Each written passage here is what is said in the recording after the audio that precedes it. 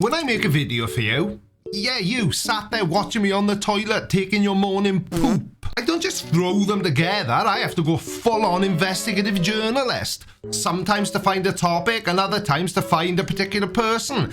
And after months of looking and reading and researching, I thought, stuff this, is way too much effort. So I just sent Sir Sick a text message and asked him where Barney is uploading these days. And would you, Adam and Eve it? He only knew, didn't he? So let's check in with channel favourite Barnabus Nagy, or Nagy, or Barney, however the hell he says it. And no, I don't mean the purple dinosaur. Please subscribe. What if I told you that the Earth is a huge battery? What? Well, I'd probably ask you where the charger gets plugged in. Someone mentioned to me recently the idea that the Earth could be a battery.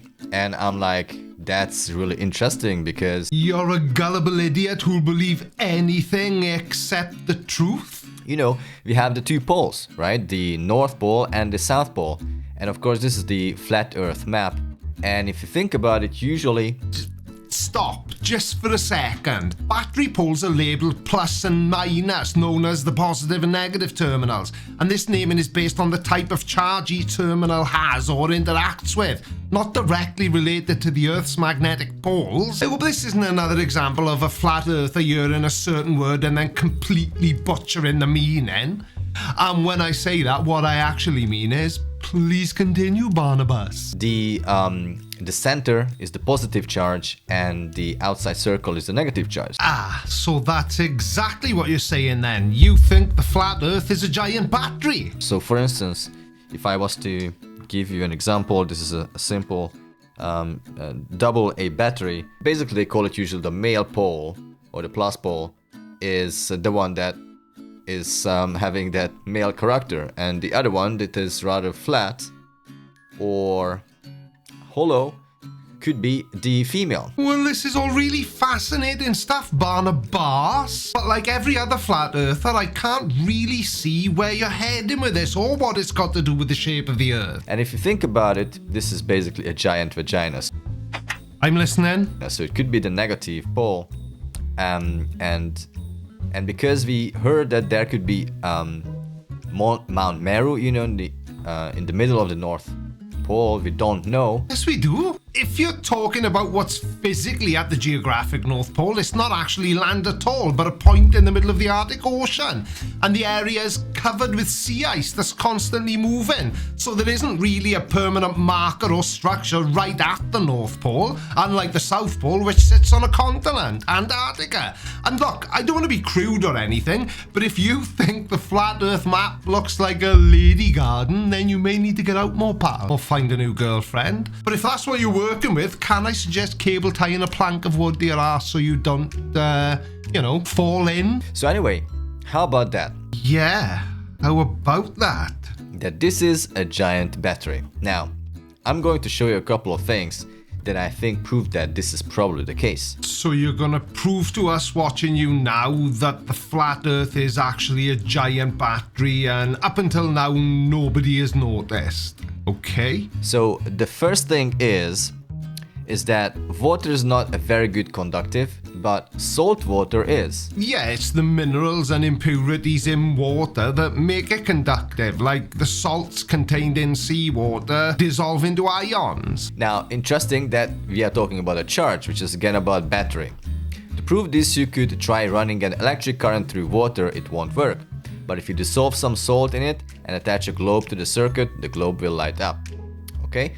So basically, the salt water is a good conductor, and I always wondered why is it that the oceans have and the seas have salt in it. It just doesn't really make sense if you think about it. Not to you, maybe, which isn't really that surprising because the shape of the Earth doesn't make sense to you. The saltiness in the world's oceans comes from weathering of rocks on land where rainwater, slightly acidic from absorbed carbon dioxide, breaks down rocks, releasing mineral salts like sodium and chloride. Now, these minerals are carried to the oceans by rivers and streams over billions of years as water evaporates from the ocean surface, leaving the salts behind, and with no significant outlet for these salts to exit, they accumulate, increasing the ocean salinity. Now here's the next thing I want to show you. This is Radiohead Nice Dream with lyrics. Let's have a listen to this.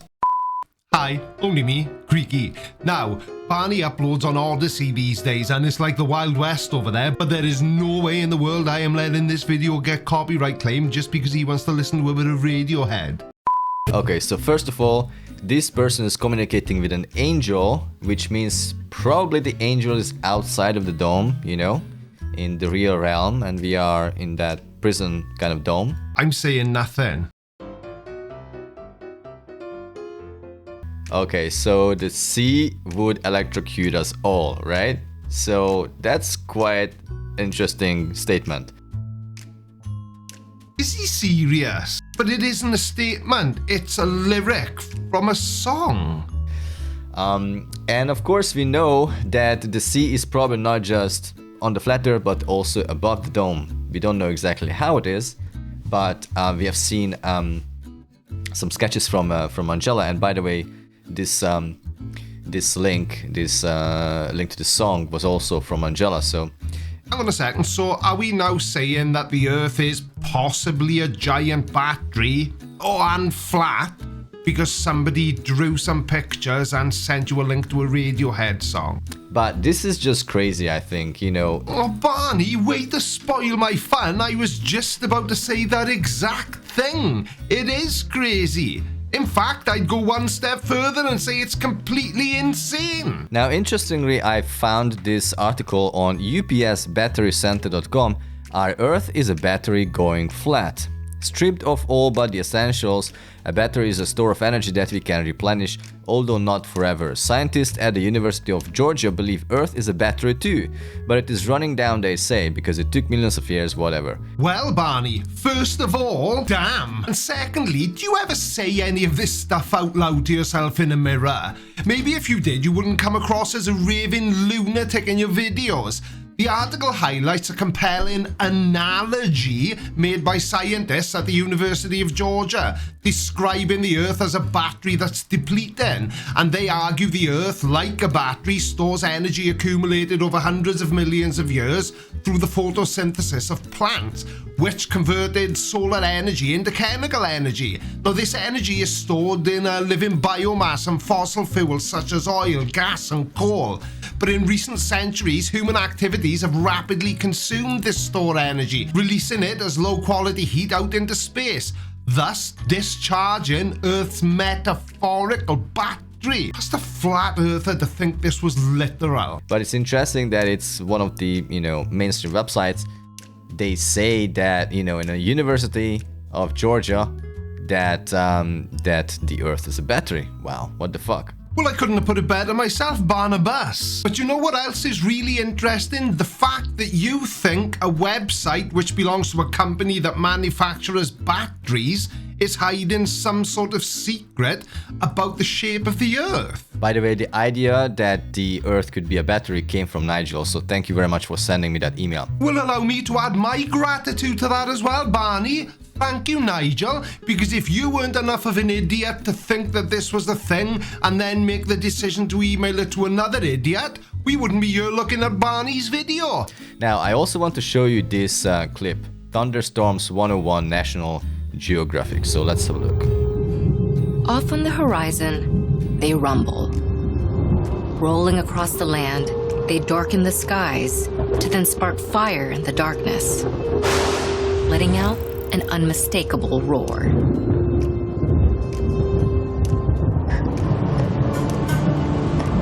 Now, just if you look at it and think of the Earth as a battery, can you see that this is kind of like a charging mechanism from the dome? No, I can't. And I will tell you for why. There isn't a dome, you clown. These idiots don't seem to understand that if there was, somebody would have seen it by now. But even if we brush that aside, thunderstorms form when warm air rises, cools down and creates clouds. And inside these clouds, water droplets and ice crash together, making static electricity. When there's enough electricity, it zaps out as lightning, which heats up the air super fast, causing it to expand and create thunder. So thunderstorms are all about warm air rising, forming electrically charged clouds and releasing energy as lightning as thunder, not charging up the Earth. Now, if you think about it, what is a thunderstorm? Right? This is also kind of electrical charge, I believe. and there's a vortex there, but also where is that going? It is going up there to the dome. Is there perhaps some sort of entry to the dome and it just sucks up from the Earth certain things? I don't know. Now, I want to make sure that I'm understanding what he just said so that I don't get accused of misrepresenting another flat earther. Yeah, right, as if they need misrepresenting. Are you asking the question, Barney, is there an extractor fan in the dome? Because that's what it sounds like. I really did enjoy this research, and I would really want to hear what you think about this, negative and positive charge. Oh, by the way, I also wanted to mention. Yeah, mention. Hang on just a second now, Barney, my old mate. Are you honestly sitting there saying that you've done research when all you've actually done is watch a couple of other YouTube videos? Because this is a big bone of contention between me and flat earthers.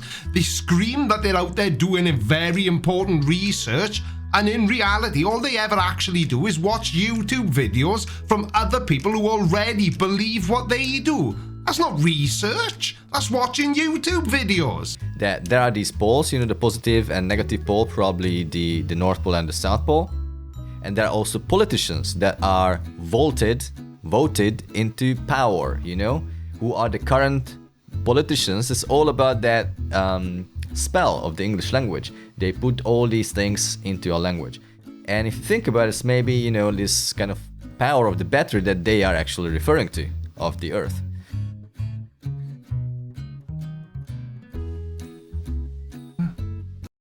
Oh, you're still here then. I hope you enjoyed this video and maybe even learned something new. If you did, then you'll probably enjoy this video as well. Don't forget to hit the like button if you haven't already, and subscribe if you're new. And I will see you all again very soon, or in a few minutes if you do decide to watch this recommended video. Love you, bye.